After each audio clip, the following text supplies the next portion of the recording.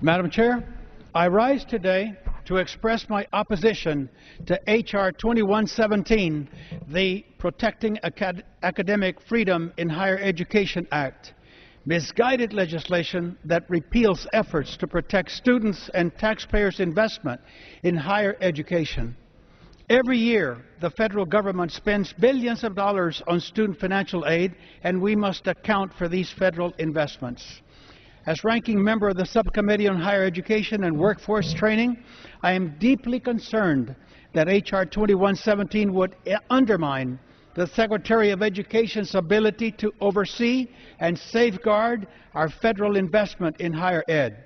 In my view, strong regulations strengthen the accountability and review of institutions of higher education that participate in federal student aid programs and help to maintain program integrity.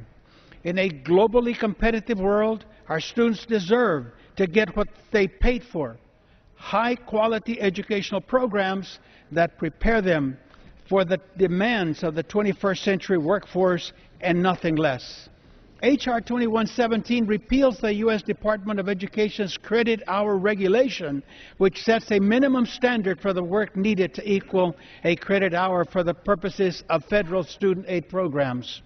To avoid having institutions overstate credit hours or inflate the federal student aid paid for students attending those programs, have consistent measures for credit hours. The credit hour definition provided by the Department is consistent with standard industry practice and provides needed flexibility for innovative programs. H.R. 2117 also repeals the requirement that higher ed institutions be legally authorized in the states they operate in, and that they have a process in place for handling student complaints when an institution fails to live up to its promises. Repealing this regulation is clearly unacceptable. Students need to be protected from unscrupulous actors. Most importantly, I am very disappointed that we are not using our time today to focus on making college more affordable.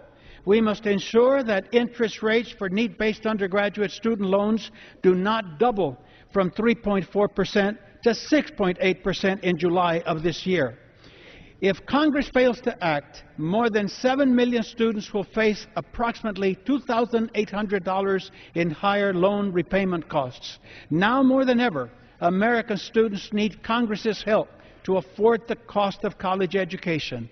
In closing, I urge my colleagues to vote against H.R. 2117 because Congress and the Department of Education must provide strong oversight for federal student aid dollars and do everything possible to put students and taxpayers first and protect them from the risk of fraud, waste, and abuse in our federal student aid programs. With that, I yield back the balance of my time.